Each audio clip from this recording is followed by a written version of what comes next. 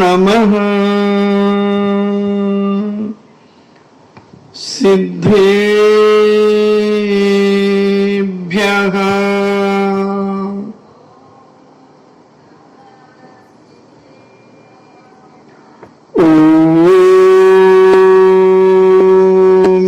नमः सिद्धेभ्यः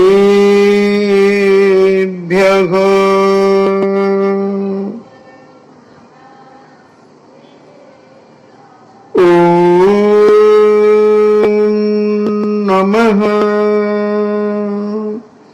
सिद्धेभ्यः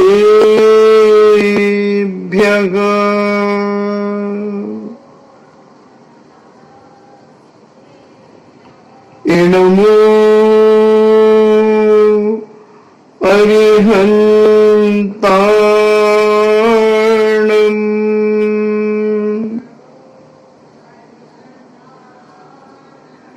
नमो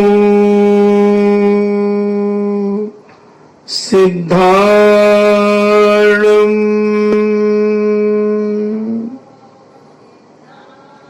नमो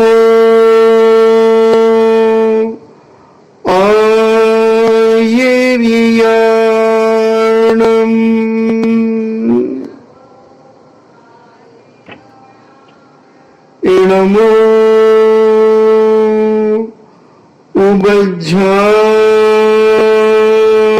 उबज्झायाणम्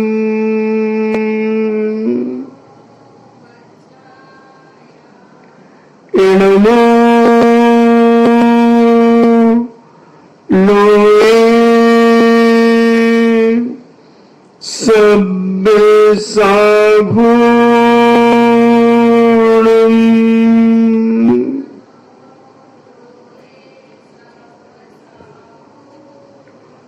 पंच परमेष्टि भगवान की जय। देवादिदेव 1008 श्री आदिनाथ भगवान की जय।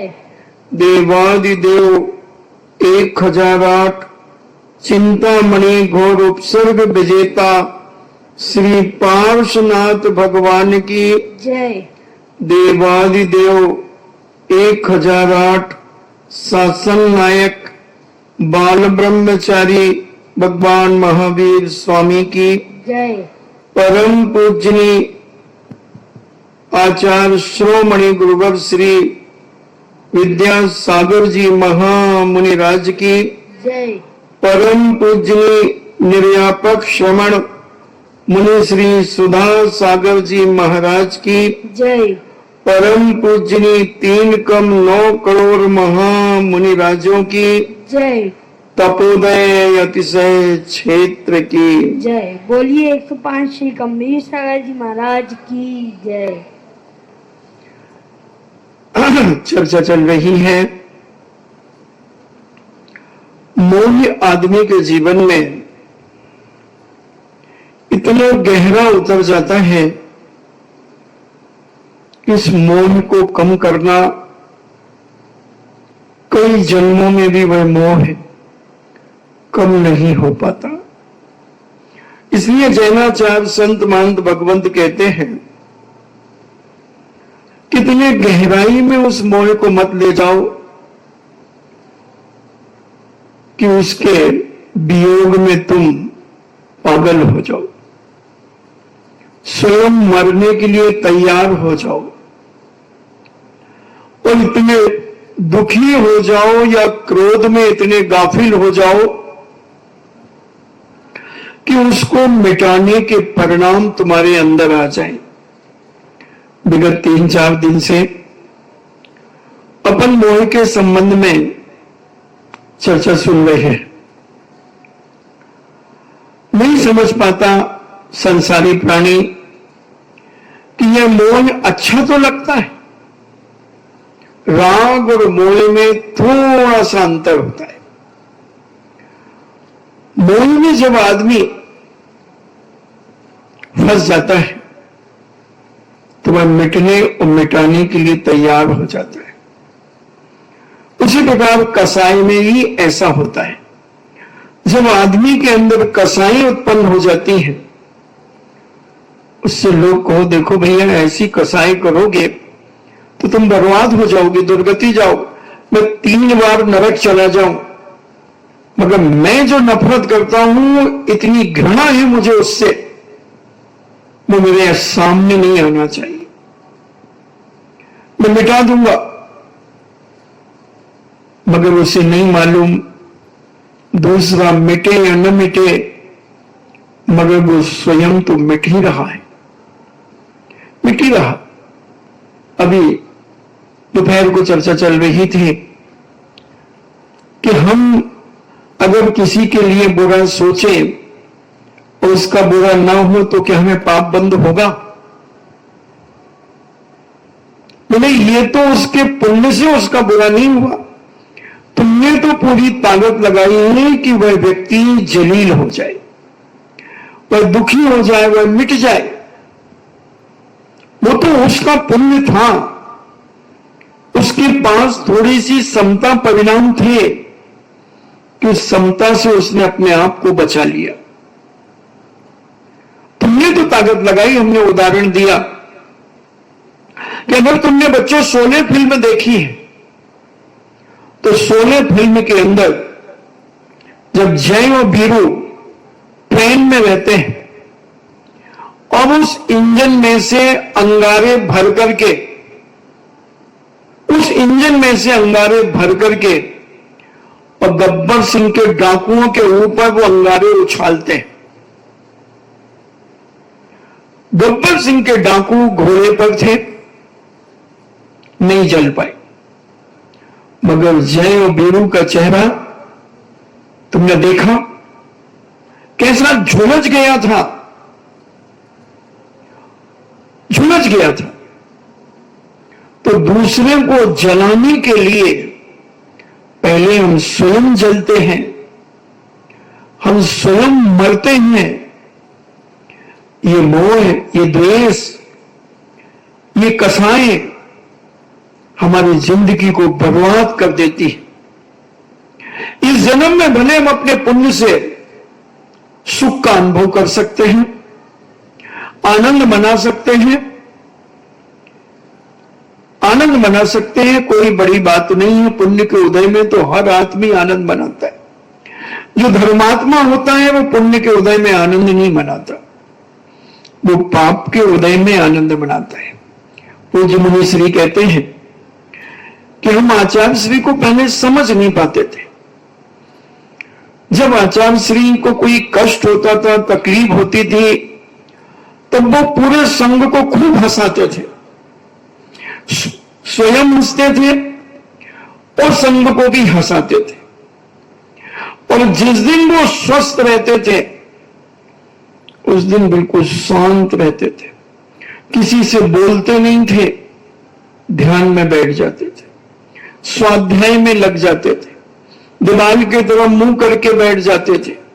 तो बोले जब हम लोग समझते नहीं थे तब सोचते थे कि महाराज जी आज बहुत टेंशन में है इसलिए किसी से बोल नहीं रहे हैं, कोई तकलीफ है उनको इसलिए वो बोल नहीं रहे हैं, उल्टा समझते थे। और जिस दिन तकलीफ रहती थी उस दिन चेहरे पे और हंसी आती थी, तो वो अपने कर्मों को काटते चले जा रहे थे। और जब पुण्य का उदय आ रहा था, जब सुख सुविधाएं मिल रही थी, तो वो अपने आप को संकुचित कर रहे थे, उसका आनंद नहीं ले रहे थे। बस साधु यही करता है। सच्चा साधु अपने आप में आनंद से भरा रहता है, उसे दुनिया का कोई राग द्वेष मोह उसके जीवन को विचलित नहीं कर पाता। मगर हम तो दूसरों को विचलित करने में अपना जीवन लगाते हैं, दूसरों को गिराने में हम अपना जीवन लगाते हैं। जो अपना प्रसंग चल रहा है, यही तो किया उस वायुभूति ने। मगर वायुभूति नहीं समझ पाया कि मैं सूर्य मित्र महाराज के दर्शन नहीं करूंगा तो महाराज का क्या बिगड़ेगा? महाराज का क्या बिगड़ेगा? दर्शन तू नहीं करेगा, तेरी दुर्गति होगी। तू उनसे घृणा करेगा, तेरी दुर्गति होगी। तू उनका अपमान करेगा, तेरी दुर्गति होगी। किसी का भी अगर तुम अपमान करने के लिए विचार करते हो, उसका अपमान हो या ना हो, मगर तुम्हारा अपमान कहीं ना कहीं जरूर होगा। अगर वो फीलिंग करता है तो उसका भी अपमान वो महसूस करेगा। मगर हम दूसरों का अपमान करेंगे तो हमारी दुर्गति भी नियम से होगी। वायुभूति ने जब सूर्य मित्र महाराज उसके घर पर आहारचर्या करके निकले और अग्निभूति उन्हें छोड़ने के लिए गया, अग्निभूति उन्हें छोड़ने के लिए गया, मगर वायुभूति ने नमस्कार नहीं किया। अरे मामा मान करके कर लेता, मामा थे उसके, जिस मामा ने उसे पुरोहित बनाया था, उपकारी का कम से कम उपकार तो करता। मगर अहंकारी व्यक्ति उपकारी का भी उपकार भूल जाता है, भूल जाता है, और वह भूल गया। और अग्निभूति को वैराग्य के उपदेश सुनकर के वैराग्य हो गया। अब पृथ्वी कहां से आए,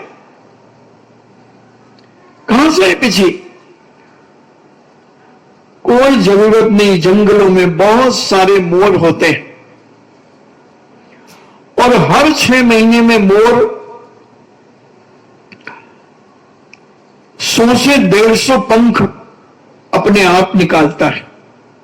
जैसे लोग महीने 2 महीने में कटिंग कराते हैं, वैसे ही मोर भी अपने पंखों को अपने आप नाच करके, हिला करके उनको गिराता है। और जब वो पंख गिरे रहते हैं तो उसमें साधु उनको उठा सकता है, कोई चोरी का दोष नहीं लगता। और साधु उन पंखों को इकट्ठा करके पिछी बना लेते हैं। कुछ लोगों की वर्तमान में धारणा है, मेनका गांधी की जैसे धारणा थी पहले, कि ये मोरों के पंख खींच करके निकाले जाते हैं। वो बैन लगाने के प्रयास में थी, पर्यावरण मंत्री जब थी वो। जब जैनियों ने उन्हें बताया कि हम खींचे हुए पंखों का किसी भी प्रकार से हमारे साधु प्रयोग नहीं करते, और जो मोर से खींचे जाएंगे जो पंख, उनसे अगर पिछी बनेगी तो वो पंख सड़ जाएंगे, पानी पड़ने आदि से वो पंख सड़ जाएंगे। मगर जो पंख मोर स्वयं छोड़ती है, उन पंखों में और खींचने वाले पंखों में बहुत अंतर होता है। आज वर्तमान में बहुत सारे पंख, इसी राजस्थान में बहुत सारे मोर हैं। हजार हजार मोर भी लोग पाल करके रखते हैं, क्योंकि ये पंख बिकते हैं। हमारे संघ में ही कम से कम 1 लाख पंख लग जाते हैं, और एक पंख, हमें ध्यान है, 1984 में 15 पैसे का एक पंख आता था, और आज अच्छा पंख 3 और 4 रुपए में आता है। और जो सेठ लोग खरीदते हैं, उन सेठ लोगों को तो 5-7 रुपए का एक पंख पड़ता है, क्योंकि बीच में दलाल बहुत सारे होते हैं। तो ये बहुत पंख प्राप्त होते हैं। इसलिए एक बच्चे ने प्रश्न किया था, तो वो पंख कभी खींच करके नहीं निकाले जाते, और जो पंख खींच के निकाले जाएंगे वो सड़ जाएंगे, उनमें खून लगा होता है, वो खून साफ नहीं होता। तो पंख ऐसे जंगलों में बहुत सारे मिल जाते हैं, और जो साधु दीक्षा लेता है उनको उन पंखों को इकट्ठा करके, जरूरी नहीं है कि इस प्रकार की ही पिछी बनाई जाए, कोई जरूरी नहीं है, एक चंदेवा ही पर्याप्त है, इतना ही मिल जाए तो भी पर्याप्त हो जाता है।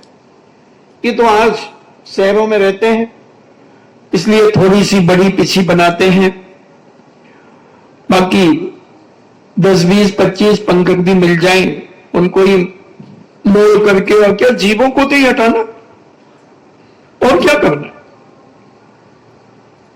तो अग्निभूति महाराज के लिए दीक्षा प्रदान कर दी गई, और जब उसकी भाभी ने अपने देवर वायुभूति से कहा कि देखो 2-3 दिन हो गए वो अभी लौट करके नहीं आए, मगर खबर मिली है कि उन्होंने दीक्षा ले ली है, चलो एक बार मेरे साथ देवर जी, अगर उन्होंने दीक्षा नहीं ली हो तो अपन लौटा करके ले आए। बड़ी घृणा से भरा हुआ वायु कुमार, ये वायुभूति अपनी भाभी को धुतकारता है और कहता, लेने ना दीक्षा, तुझे क्या होगा, मैं क्या कर सकता हूं। आदि कल हमने इसका विशेष वर्णन किया था, और गुस्से में उसने अपनी भाभी को लात मार दी। वायुभूति भाभी को लात मारकर वह यदवा तदवा बकने लगा, यदवा तदवा बकने लगा, मुनियों का अपमान करने लगा, मुनियों की निंदा करने लगा, और 7 दिन नहीं लगे, 7 दिन इस हाथ ले और उस हाथ दे, और 7वें दिन उसके शरीर में कोढ़ फूटना चालू हो गया, पूरा शरीर दुर्गंध से युक्त हो गया, पूरे शरीर से कोढ़ की बदबू फैलने लगी, और उस कोढ़ की दुर्गंधता के कारण, उसकी सड़ांध के कारण वह मरण को प्राप्त हो गया, मर गया। 7 दिन के अंदर कोढ़ भी हो गया और मर भी गया। कोरोना से भी भयंकर स्थिति बन गई, कोई उसकी लाश उठाने वाला तैयार नहीं। जब राज्य सरकार के तरफ से आदमी जो चंडाल आदि थे जो नियुक्त किए गए, वो लेकर के उसकी लाश को जलाते। इतने बड़े ओहदे पर बैठने वाला व्यक्ति, राज दरबार में पुरोहित का पद पाने वाला व्यक्ति, एक मुनि निंदा से, घृणा से, कषाय से कोढ़ को प्राप्त हो गया। उस 7 दिन के अंदर जवान मरण को प्राप्त हो गया, भौजाई को लात मारने वाला मरण को प्राप्त हो गया। कसाई कितनी खतरनाक, और वह मरकर वायुभूति मर करके मुनि निंदा करके मर गया, और वह विचार करता है, मर करके वह उसी कौसंबी में, कौसंबी नगरी में, अपनी ही नगरी में एक नट के यहां पर गधा पैदा हुआ। जो नट होते ना, रस्सियों के ऊपर चलते हैं, बांस लेकर के अनेक अनेक प्रकार के दृश्य दिखाते हैं, उन नट के यहां गधी पैदा हुआ। गधा हुआ, गधा। और वहां सामान ढोता फिरता, बड़ा दुखी। और गधा तो वैसे ही दुखी रहता है। कुछ आचार्य मानते हैं कि गधा असहनीय होता है, उसके पास मन नहीं होता, तो अंदर ही अंदर दुखी रहता है। इतना बोझ, इतना वजन लाद दिया जाता है, और वह गधा मेहनत करता रहा, खाने को ढंग से नहीं मिला और मर गया। मर करके जंगली सूकर हुआ। जंगल में रहने वाला सूकर, जिसे आप सुअर कहते हैं, ऐसा वह जंगल में सूकर हुआ। और उस पाप के उदय से अपने जीवन में वह चंपापुर नगरी में वहां से निकल करके एक चंडाल के यहां पर कुत्ती हुई।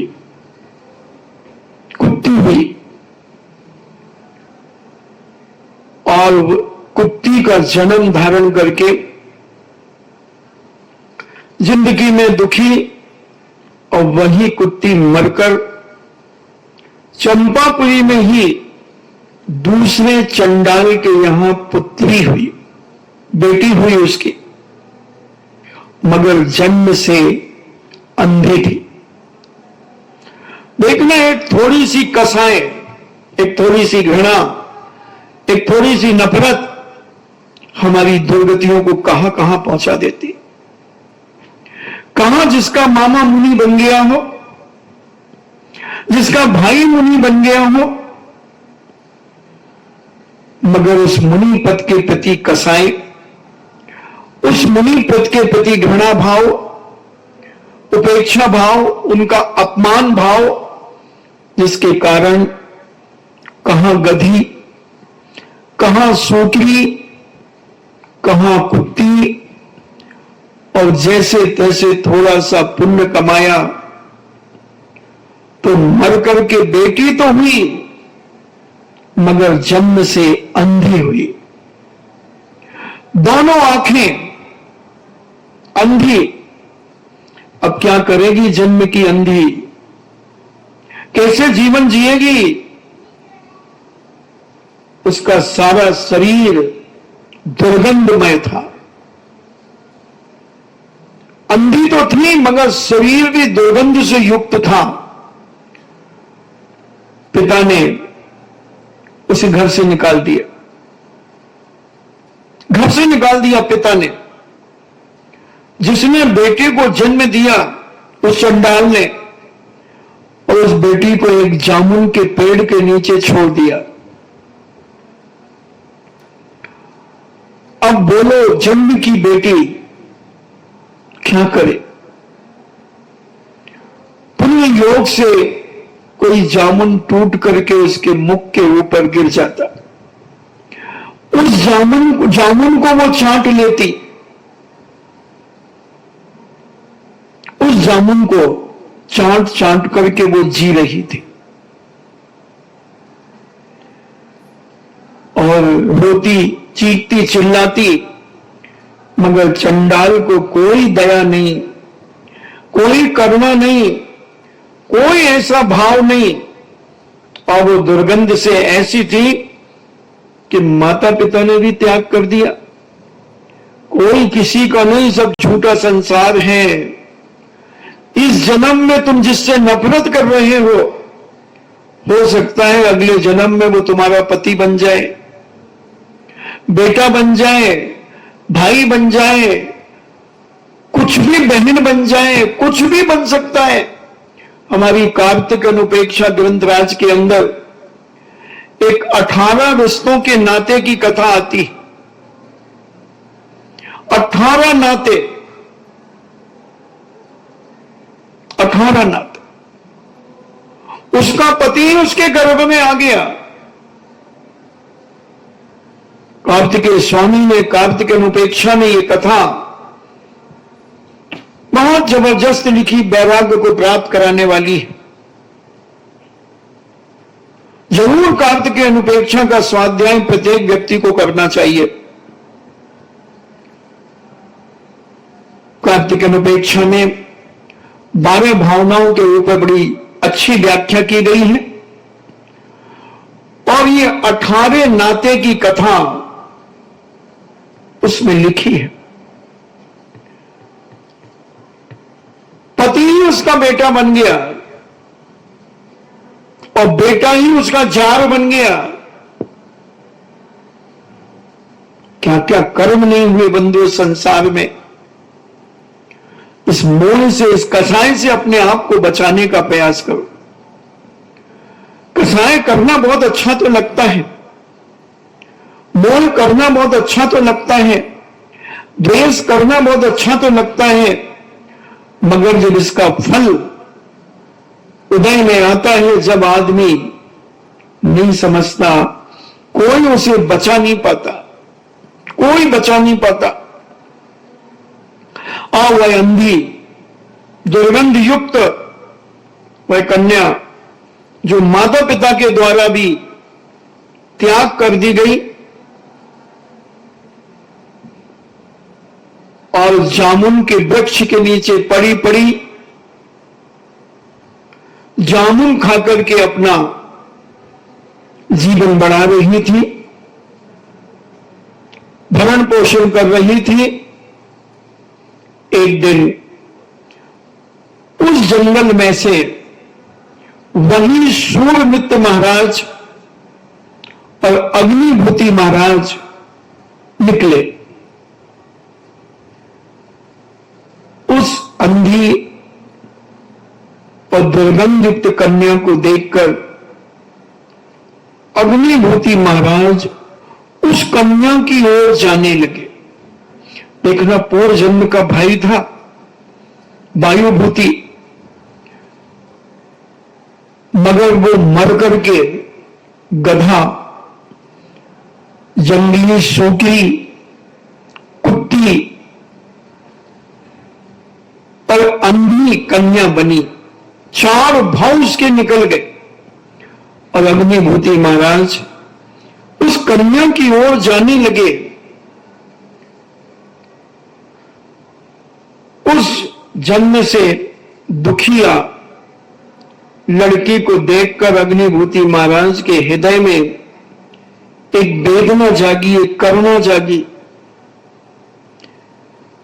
एक भाव जागा कि इसकी तरफ मैं क्यों जा रहा हूं, क्यों जा रहा हूं, क्या कारण है।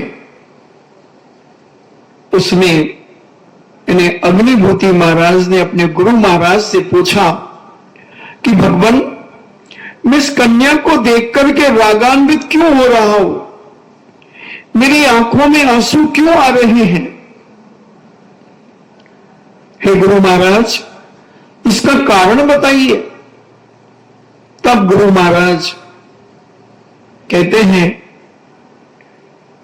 यह इस महान कष्ट में अबोध कन्या कैसे जीवित है। तब महाराज जी ने, सूर्यमित्र मुनि ने कहा, तुम्हारे भाई वायुभूति का यह जीव है, तुम्हारा भाई मरकर के गधा हुआ है, क्योंकि वो इतना क्रोध और अहंकार में रहता था,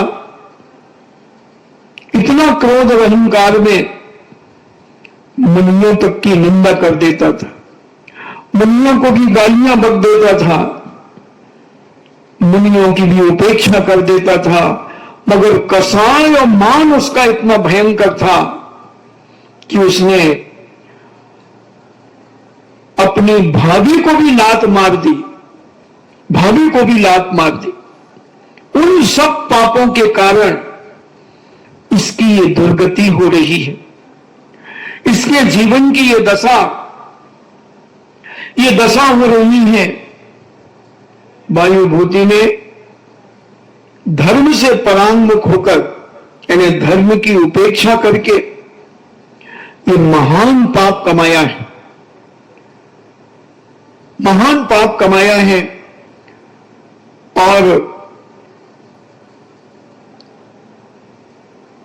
उसी पाप के कारण ये पशुओं की पर्याय में इसने जन्म लिया, और जन्म लेने के बाद ये चंडाल की पुत्री अंधी हुई, दुर्गंध से युक्त हुई। बस इसकी उम्र अब बहुत अल्प है, क्योंकि ऐसे पापी जीव मर करके छोटी छोटी उम्र पाते हैं। अल्प उम्र होती इनकी, अल्प आयु में जो जीव मर जाते हैं। कोई बच्चा गर्भ में ही मर जाता है, कोई बच्चा जन्म लेने के 2-4 दिन में मर जाता है, कोई महीने 2 महीने में मर जाता है। तो ये वही पापी जीव हैं जिनने पूर्व जन्मों में ऐसे पाप किए हैं, आत्महत्या करने का जिन्होंने परिणाम किया है।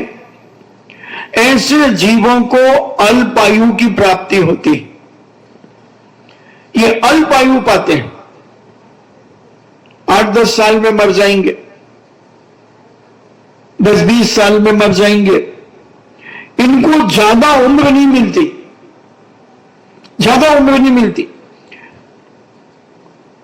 इन्हें जिस उम्र में इनको मरने का भाव आता है, तो कर्म इन्हें उससे ज्यादा उम्र नहीं देता। इसलिए कम से कम कितनी भी कष्ट आ जाए, कितना भी दुख आ जाए, कभी मरने का भाव अपने जीवन में मत करना। तुम क्या सोचते हो कि इन कष्टों से हम बच जाएंगे, हम आत्महत्या कर लेंगे, हम सुसाइड कर लेंगे तो क्या हम बच जाएंगे? अरे नहीं, जो कर्म उदय में आना वो तो आएंगे ही आएंगे, और आत्महत्या का पाप और तुम्हारे खाते में जुड़ जाएगा। तो आत्महत्या का पाप भी तुम्हें कई भवों तक भोगना पड़ेगा, कई भवों तक भोगना पड़ेगा। और जो कर्म आ रहे हैं कष्ट, वो तो आएंगे ही आएंगे, उन्हें तो भोगना ही पड़ेगा। और सबसे ज्यादा मरने की धमकी कह लो महिलाएं देती। थोड़ा सा कुछ हुआ नहीं, मैं मर जाती तो अच्छा था। अरे मनुष्य पर्याय के लिए तो स्वर्गीय देवता तरसते हैं, नर काया को सुरपति तरसे, सुदुर्लभ प्राणी। इस मनुष्य पर्याय को पाने के लिए वो स्वर्गीय देवता भी तड़पते हैं। साधारण में कहता है, लो मेरी सारी संपत्ति ले लो, सब कुछ ले लो, मगर मुझे मनुष्य पर्याय दे दो, मनुष्य पर्याय दे दो। और हम कितने दुर्भागे, कितने अज्ञानी, कितने मूर्ख कि हम मरना चाहते हैं। अब एक सूकर भी मरना नहीं चाहता, एक चींटी कीड़ा भी मरना नहीं चाहता। अब देखना, सूकर को तुम डंडा लेके दौड़ो, सूकर बचने का प्रयास करता है। अरे और तो और छोड़ो, जो 7 पीढ़ी का इंतजाम करने वाला भ्रष्टा का कीड़ा, जो 8वीं पीढ़ी में इंतजाम करने के लिए तैयारी कर रहा था, पूज्यवर ने कहा कि तुम 7 दिन में मर जाओगे, क्या तुम 8वीं पीढ़ी का इंतजाम करोगे? वो कहता, महाराज जी इतना और बता दो कि मैं मर करके कहां जाऊंगा। महाराज ने कहा, तू मर करके अपने ही घर के शौचालय में कीड़ा बनेगा। बोले महाराज जी और बता दो कौन से रंग का बनूंगा? उनने कहा सतरंगी बनेगा, तेरी पीठ पर सतरंगी होंगे। बोले बस महाराज धन्यवाद। और घर गया और कहता है, बेटा मैं 7 दिन के बाद मरूंगा और अपने ही घर के पाखाने में मैं कीड़ा बनूंगा, और 7वें दिन तू पाखाने में देखना, मैं मरने के बाद उसमें जब मैं कीड़ा बनूं तो डंडे से तू मुझे मार देना, और मैं मरकर के मनुष्य बनूंगा और 8वीं पीढ़ी का इंतजाम करूंगा। देखो मोही आदमी कैसा मोह में गाफिल हो जाता है। भ्रष्टा का कीड़ा, भ्रष्टा में जन्म लेने के बाद भी घृणा नहीं आ रही है उसको, वो 8वीं पीढ़ी का इंतजाम करने का विचार कर रहा है। 8वीं पीढ़ी में जन्म लेकर, मनुष्य का जन्म लेकर, बेटा ने कहा पिताजी की बात अगर का मैं उल्लंघन करूंगा, उनकी आज्ञा का उल्लंघन करूंगा तो मैं पाप का भागीदार होऊंगा। इसलिए पिता ने कहा है तो मैं पिता को मारूंगा। और साथ में पिता को मरने के बाद, उनका दाह संस्कार करने के बाद उसने अपना शौचालय देखा तो उसमें कीड़ा था, क्योंकि अंतर मुहूर्त में सम्मोचन जीव पैदा हो जाते हैं। और वो एक डंडा लेकर के गया और उस मल में उसने डंडा मारा। जैसी वो कीड़ा बाहर आया और डंडे की आवाज, वो अंदर घुस गया, छुप गया, सारा मल उछट करके उसके ऊपर आ गया। बहुत कोशिश की मारने की, मगर वो कीड़ा नहीं मरा। भ्रष्टा का कीड़ा भ्रष्टा में ही राजी हो गया। यहां हम पाप कमा रहे थे 8वीं पीढ़ी का इंतजाम, और अब वो भ्रष्टा में ही अच्छा लगने लगा। जब घंटों हो गए, वो पूज्य मुनिराज के पास गया, बोले महाराज मुझे क्या पाप लगेगा, मैं अपने पिता का वचन नहीं निभा पा रहा हूं। महाराज कहते अरे पागल, आदमी जब तक जिंदा रहता है, जब तक दुनिया की बातें सोचता है, फिर जहां चला जाता है उसी में राजी हो जाता है, उसी में राजी हो जाता है। मत करो ये पाप, तुम्हें तो इतना विचार करना चाहिए। इतना इतना अमीर के 7 पीढ़ी तक उसने खाने का इंतजाम किया और हर बार 5 गुना जोड़ा हर पीढ़ी का। मान लो वर्तमान की पीढ़ी का 10 लाख रुपए का खर्च है, तो उसने दूसरी पीढ़ी में 50 लाख, तीसरी पीढ़ी में 250 लाख, फिर ऐसे जोड़ते गया और 7 पीढ़ी तक का इंतजाम उसके पास था। और एक ही बेटा था, एक ही बेटा था। क्या करेगा इतना वैभव, क्या करेगा इतना धन, किसके लिए जोड़ रहा है। और बेटे ने जब पिता की यह दशा देखी कि पिता को मैं मारने जाता हूं, वो मल में छुप जाता है, मल में छुप जाता है, तब गुरु महाराज ने उसे संबोधन दिया, अरे भैया वो वही राजी हो गया है, वो ये बातें सब भूल गया क्योंकि कीड़ा बना है। लड़के को वैराग्य हो गया। 7 पीढ़ी की धन दौलत कौन खाएगा। लोभी का धन लावर खाए और बचे सरकारें जाए।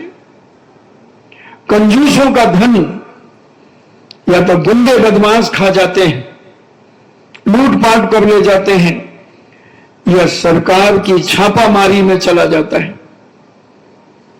इसलिए अपने सगे हाथों से हम जो कुछ कर जाएंगे वही हमारी जिंदगी में साथ जाएगा, उसका पुण्य हमारे जीवन में जमा होगा। मूलचंद सोनी ने 1825 में नसिया बनाई, शिलान्यास किया। 1851 में उसका पंचकल्याणक हुआ। सारा पुण्य उनके खाते में चला गया।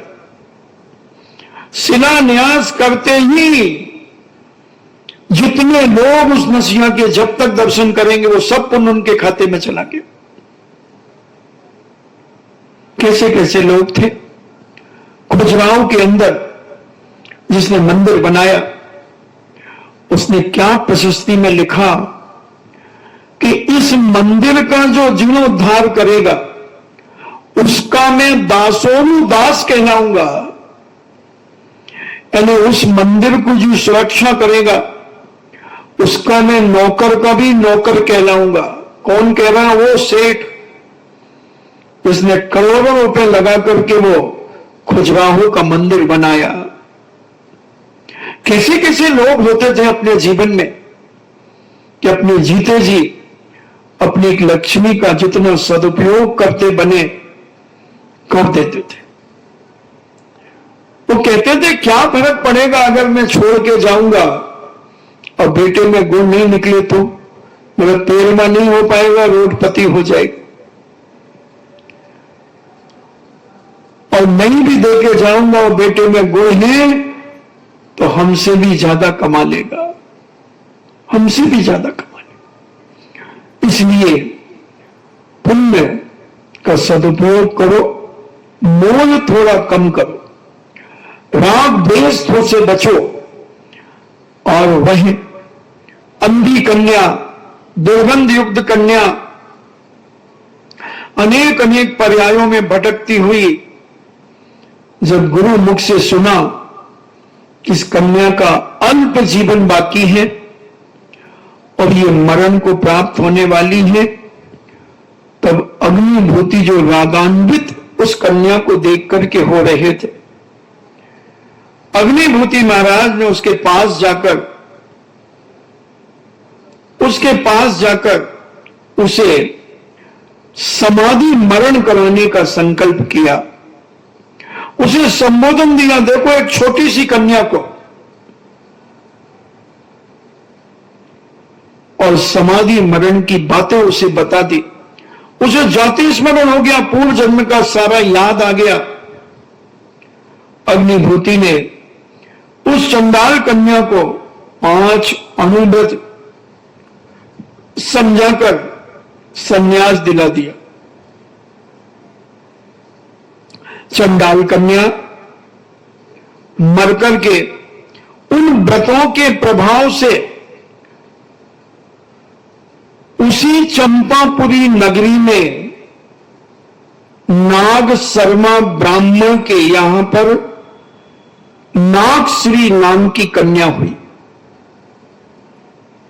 देखना कहां वायुभूति का जीव, कहां मनुष्य बना, ब्राह्मण के कुल में जन्म लिया और भाई मुनि बन गया, ग्रह से भर गया, मरकर के गधा हुआ, जंगली सूकर हुआ, कुत्ती हुई, फिर अंधी दुर्गंधा हुई, मगर वही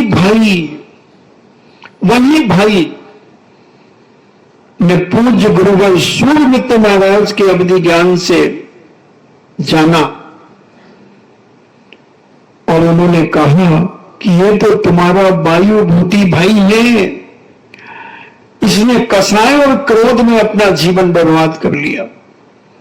तब उनके अंदर परिणाम जागा कि हे भगवान, इसका भी कल्याण होना चाहिए, इसके जीवन का भी पवित्रता आना चाहिए।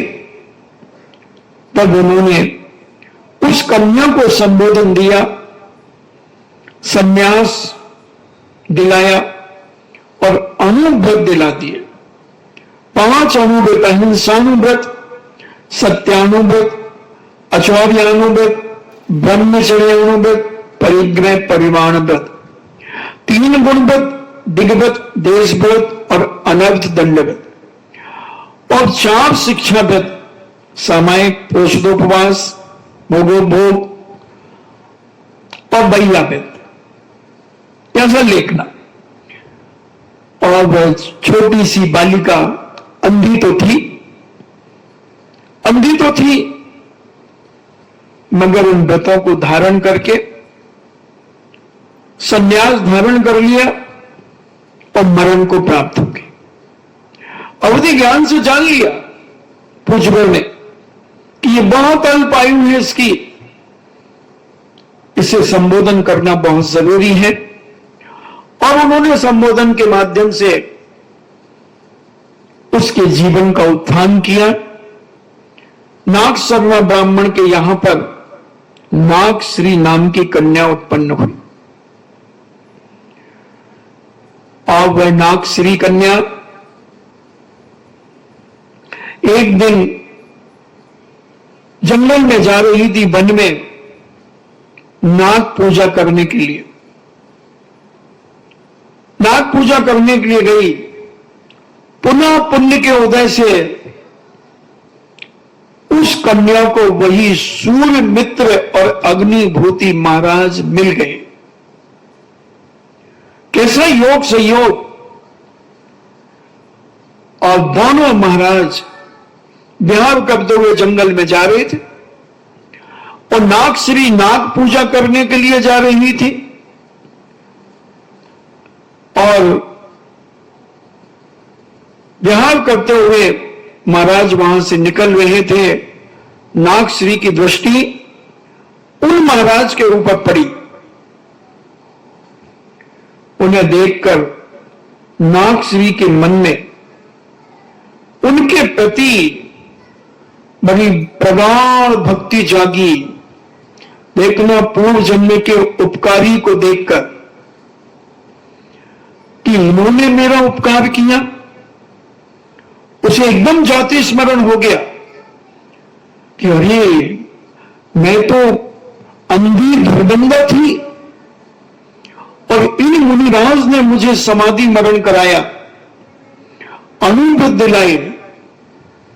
उसी पुण्य से मेरा जीवन नागशर्मा ब्राह्मण के यहां मेरा जन्म हुआ, नागश्री मेरा नाम रखा गया और मैं नाग की पूजा करने के लिए जा रही थी। क्या मेरा योग कि मुझे वही परम पूज्य सूर्य मित्र महाराज और अग्निभूति महाराज के आज दर्शन हो गए, मेरी आंखें धन्य हो गई।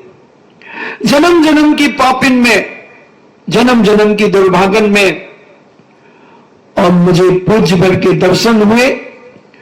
उस समय तो मैं अंधी थी, मैंने दर्शन नहीं किए, मगर उनकी वाणी सुनी और वाणी सुनकर के मैंने व्रतों का अनुसरण किया। आज मेरी ये निवौड़ी आंखें धन्य हो गई कि मैं आज उन दोनों गुरुओं के दर्शन करके धन्य हुई। उसके अंदर ऐसी भक्ति उमड़ पड़ी, ऐसी भक्ति उमड़ पड़ी कि वह नाग पूजा छोड़कर उन मुनिराज के नजदीक पहुंच गई और बड़े भक्ति भाव से, विनय भाव से उन दोनों मुनिराज के लिए उन्होंने नमस्कार किया। नमस्कार करके उनके सम्मुख हाथ जोड़ करके बैठ गई। मुनिराज ने अवधि ज्ञान लगाया कि ऐसे घनघोर जंगल में ये कन्या क्यों? बेटा, क्या चाहती हो? क्या चाहती हो? उसने कहा, नागश्री ने उन अग्निभूति महाराज से कि महाराज, मुझे कुछ स्नेह भाव आपको देख करके जाग रहा है, आपको देख करके एक आत्मीय भाव उमड़ रहा है मेरे अंदर से। ऐसा क्या कारण है भगवान कि जो आपको देखते ही मुझे ऐसा लग रहा था, ऐसा लग रहा था कि एक बार मैं आपसे बात करूं, आपसे बोलूं, आपके चरणों में मस्तक झुकाऊं।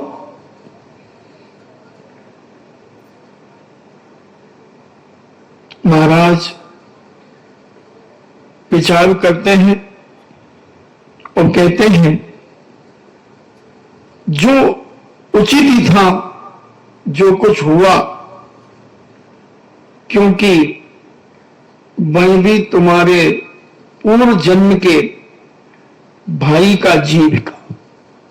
अवधि ज्ञानी महाराज, सूर्य मित्र महाराज कहते हैं, हे अग्निभूति, जो भी हुआ है वो उचित हुआ है। अब तुम्हारे भाई के कल्याण के दिन आ गए। इसकी कसाएं अब अंदर से शांत हो रही है, इसके अंदर का क्रोध अब शांत हो रहा है और यह अपने जीवन का कल्याण करने का मार्ग खोज रहा है, कल्याण करने का मार्ग खोज रहा है। अग्निहोत्री अब इसे संबोधन करने की बहुत बड़ी जरूरत है। तुमने एक अंधी अवस्था में इसे संबोधन किया और उस संबोधन से अनुव्रत धारण किए और इसने अंधी की पर्याय छोड़कर, चंडाल का परिवार छोड़कर एक ब्राह्मण कुल में इसने जन्म लिया है। अब इसके लिए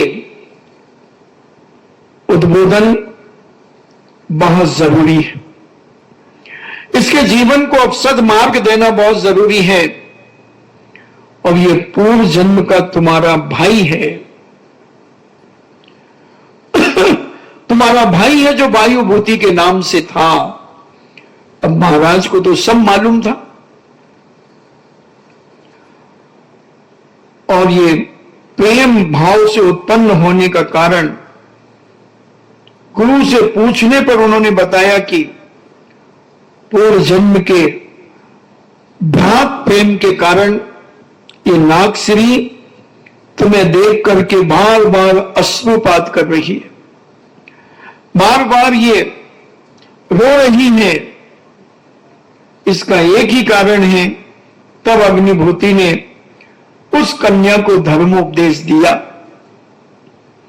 उस कन्या को पुनः धर्मोपदेश दिया और सम्यक दर्शन की प्राप्ति करा दी। उसे सच्चे देव सास गुरु का स्वरूप समझाया, बीतरागी भगवान का स्वरूप समझाया कि जो 18 दोषों से रहित होते हैं, अस्त्र वस्त्र शस्त्र से जो रहित होते हैं, जो सरागी नहीं होते, बीतरागी होते हैं, ऐसा पूरा स्वरूप उनका समझाया। बीतरागी मुनि का स्वरूप समझाया, जिनवाणी का स्वरूप समझाया कि जिसका कोई खंडन मंडन न कर सके। ऐसा ये परम बीतराग मुनिपद, ऐसे ये देव सास गुरु के प्रति तुम अपनी आस्था को मजबूत करो, अपनी भावना को पवित्र करो और देव सास गुरु के प्रति अपनी आस्था जितनी बढ़ा सको उतना तुम अपने जीवन में बढ़ाओ। और सुनो, मैं तुम्हें पुनः अनुव्रत देता हूं, पुनः अनुव्रत देता हूं। तब अग्निहोत्री महाराज उस कन्या को 5 अनुव्रत ग्रहण कराते हैं। अहिंसानुव्रत, सत्यानुव्रत, अचौर्यानुव्रत, ब्रह्मचर्यानुव्रत और परिग्रह परिमाण व्रत। और ये 5 व्रत उन्होंने उस कन्या के लिए दे दिए। नागश्री को उनका स्वरूप समझा दिया और व्रत ग्रहण करके जब नागश्री जाने लगी तब उसे उन्होंने कह दिया कि मेरे पिताजी यदि व्रत लेने से नाराज हो तो अगर मना करें कि तू ये क्या व्रत लेकर के आ गई, तो उन्होंने कहा तू हमारे पास आ जाना और हमारे व्रतों को वापस कर जाना, हमें सौंप जाना।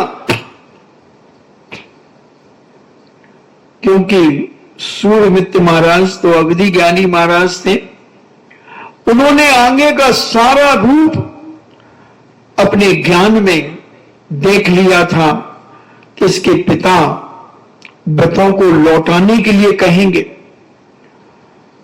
जैसे कोई वर्तमान में बच्चे व्रत ले लेते हैं तो उनके मोही माता पिता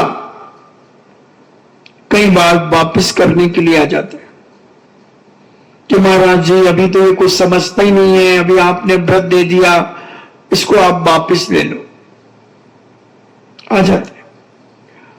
जो मोही होते हैं और जो धर्म को समझते हैं, सम्यक दृष्टि होते हैं,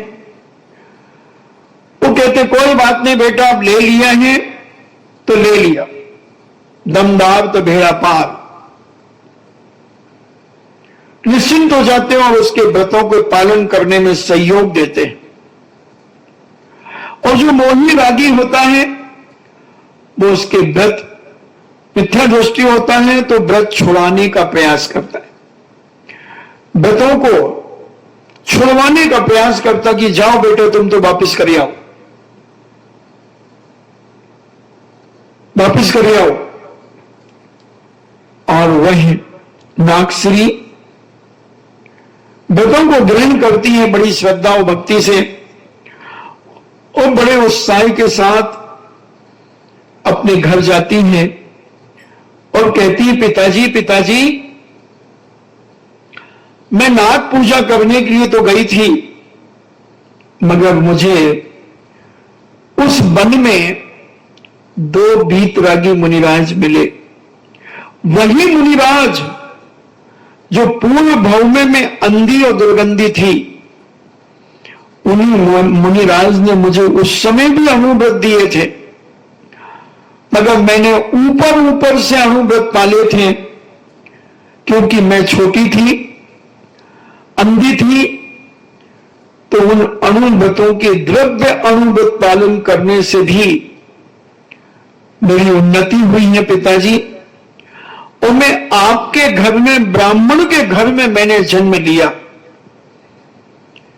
और मैं नागश्री के नाम से जानी गई। आपका नाम नाग शर्मा, मेरा नाम नागश्री। तो हमारे यहां नागों की पूजा होती थी तो मैं नाग की पूजा के लिए जा रही थी, तो मुझे रास्ते में 2 मुनिराज जो बिल्कुल दिगंबर थे, जिनके हाथ में पिछी और कमंडल के अलावा कुछ नहीं था, मगर न जाने पिताजी जो छोटे महाराज थे उन महाराज को देखकर मेरी आंखें छलछला गई और मैं उनके चरणों के आगे बैठ गई। तब जो बड़े महाराज थे उन्होंने अपने अवधि ज्ञान से जाना कि ये नागश्री कन्या अग्निहोत्री महाराज तुम्हारे पूर्वग्रस्त अवस्था का ये भाई है। और उन्होंने मुझे धर्मोपदेश देकर हमारे पिछले 5 भाव को बता दिया, 5 भाव को बता दिया और मेरे को भी वो जाति स्मरण हो गया। उन जाति स्मरण के माध्यम से मुझे और उनके प्रति भक्ति जाग गई, वैराग्य उनका देखकर मुझे ऐसा समर्पण भाव आया कि मैं उनका उपदेश सुनने के लिए बैठ गई। पिता ने कहा बेटा उपदेश सुन लिया, कोई नियम लेकर के तो नहीं आई? बोले पिताजी मैं 5 अणुव्रत लेकर के आई हूं, 5 अणुव्रत लेकर के आई हूं मैं उनसे। ये क्या होते हैं बेटा 5 अणुव्रत? पिताजी 5 अणुव्रत: अहिंसाणुव्रत, सत्याणुव्रत, अचौर्याणुव्रत, ब्रह्मचर्याणुव्रत और परिग्रह परिमाण व्रत। बेटा ये अपन तो समझते ही नहीं और तुम इनको लेकर के आ गई हो। ऐसा करो बेटा ये तो अपन वापिस कर देते हैं, क्योंकि अपन जानते नहीं कि क्या अहिंसाणु होता है, क्या सत्याणु होता है, क्या अचौर्याणु होता है, क्या ब्रह्मचर्याणु होता है, क्या परिग्रह परिमाण होता है। बेटा इनको वापिस करो। अब पिताजी अब शाम हो गई, आज कल सुबह चलेंगे अपन उनके पास। उन्होंने कह दिया है कि अगर तुम्हारे पिताजी इन व्रतों को लेने के लिए मना करें तो तुम मेरे व्रत मुझे वापस सौंप देना। वापस दे देना। क्योंकि जैन दर्शन पिताजी जबरदस्ती थोपा थापी का नहीं है। वो तो अंदर से जब तक परिणामों में पवित्रता नहीं आती तब तक वह ग्रहण करने का नहीं होता। हां पिताजी, अगर ऊपर ऊपर से भी इनको हम पालन कर लेंगे तो हमारी जिंदगी बढ़ोतरी ही करेगी। और जैसी पिताजी आपकी आज्ञा हो। अभी तो शाम हो गई, रात्रि में वो बोलते नहीं हमारे दिगंबर मुनिराज, वो एक स्थान पर ध्यान पर बैठ गए होंगे। कल पिताजी अपन जैसे आप रात भर में विचार कर लें और जैसे आपकी आज्ञा होगी हम वैसा करेंगे। ठीक है बेटा, ठीक है। उन्होंने मुझे समझा तो दिया है थोड़ा थोड़ा ये व्रत, मगर अब रात्रि होने वाली है पिताजी, इसलिए भोजन कर लीजिए, फिर अपन कल देखें। और नागश्री अपने पिता को बहुत अच्छा संबोधन देकर उनके मन को थोड़ा शांत करके और स्वयं अपने कार्य में लग गई। आपका समय हुआ। हम समझेंगे अपने जीवन में कि वह वायुभूति इतनी कसाई और घृणा करने के बाद अब उसके पुण्य का उदय आना शुरू हुआ है और नागश्री के रूप में वह उपस्थित है। आगे क्या होगा अपन फिर इस विषय पर चर्चा करेंगे। इन्हीं मंगल भावना के साथ जिनवाणी स्तुति। जिनवाणी के ज्ञान से सूझे लोकालोक, सो वाणी मस्तके धरो सदा देते हूँ धोख। हे जिनवाणी भारती तो है जपो दिन रैन, जो तेरो सरना गहे सो पावे सुख चैन। देव भजो अरिहंत को गुरु सेवा निर्ग्रंथ, दया धर्म पालो सदा यही मोक्ष का पंथ। नवार नमोकार।